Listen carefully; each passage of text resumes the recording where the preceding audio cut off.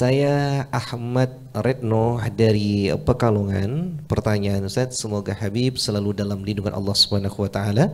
Izin bertanya Habib tentang pembahasan hadis Nabi SAW di acara Jalsatul Isnin semalam. Yang saya mau tanyakan, apakah tidur di waktu khutib sedang khutbah juga tidak mendapatkan barokahnya sholat Jumat, katanya Ustaz? Alhamdulillah, berarti pendengar kita Ahmad Retno dari Pekalongan selalu mengikuti Jalsatul Isnin, ya. Alhamdulillah, Allah barik fikum. Dan situ kita membaca hadis Nabi SAW tentang larangan untuk berbicara ketika khatib itu berkhutbah. Yang jelas, tidur tidak seperti bicara. Kalau bicara itu ada segi i'rad, berpaling dari apa yang diucapkan. Tidur menurut saya jelek, karena waktu khatib itu khutbah, diwajibkan khutbah, bahkan menjadi rukun khutbah itu adalah nasihat, wasiat bitaqwallah untuk kita dengar. Kalau kita enggak dengar, semuanya tidur, apa fungsinya khatib?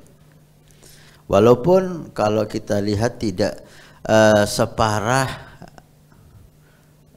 berbicara, ya, tidak separah berbicara, karena bicara seperti saya katakan ada unsur i'rad, berpaling dari apa yang diucapkan khatib. Tapi itu juga jelek, ya, itu juga jelek. Untuk mengurangi pahala Jumat udah jelas, pastilah mengurangi pahala sholat Jumatnya dan barokah sholat Jumatnya. Apalagi kalau dia termasuk salah satu di antara 40 di madzhab Imam Syafi'i, minimal yang dengarkan khutbah itu minimal harus 40. Kalau nggak sampai 40, sholat Jumatnya bisa nggak sah di madzhab Syafi'i, walaupun ada pendapat-pendapat yang lain yang memperbolehkan. Tapi kalau dia salah satu di antara 40, nggak boleh, dia haram dia tidur. Karena dengan dia tidur, Jumatnya nggak sah semuanya.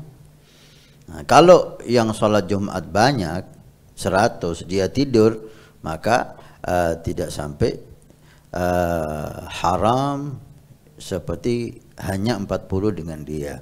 Karena tidurnya dia tidak bermasalah dengan kesahan sholat Jum'ah. Tapi kalau dia salah satu di antara 40, maka dia haram tidur. Karena kalau dia tidur, maka yang dengarkan khutbah nggak sampai 40, dan itu sholatnya nggak sah nantinya. Nah, Ustaz, untuk menyimak daripada khutbah itu mulai dari awal apa terakhir, Ustaz? Karena seandainya tidur di tengah-tengah misalnya, Ustaz. Ya sama aja dari awal sampai akhir. Ada rukun khutbah. Rukun khutbah, alhamdulillah pertama. Kemudian salawat kepada Nabi. Kemudian wasiat bitaqwallah. Kemudian baca Quran yang terakhir. Doa yang khutbah kedua juga seperti itu. Wasiat alhamdulillah, salawat, wasiat bitaqwallah. Doa dari mu'min-mu'minat terakhir. Ada pertama, ada tengah-tengah, ada sebelum terakhir, ada yang terakhir. Jadi ini menjadi satu paket, ya. Tidur satu, kehilangan rukun. Assalamualaikum warahmatullahi wabarakatuh. Alhamdulillah, saya Hasan Ismail Al-Muhdar, khadim Pondok Pesantren Nurul Iman. Kami informasikan kepada semua donatur Masjid Awwabin pada hari Jumat ini tanggal 9 Juni. Alhamdulillah, kita melaporkan perkembangan Masjid Awwabin. Lantai pertama sudah kita lewati dan sudah selesai, tinggal finishing. Dan ini lantai yang kedua juga sudah selesai pengedekan, dan insya Allah bentar lagi proses finishing. Dan ini kita naik lantai 3 atau lantai 2 masjid. Alhamdulillah udah proses pengedekan. Setelah itu kita mulai finishing, mulai dari lantai dasar aula, lantai masjid yang pertama dan lantai masjid yang kedua.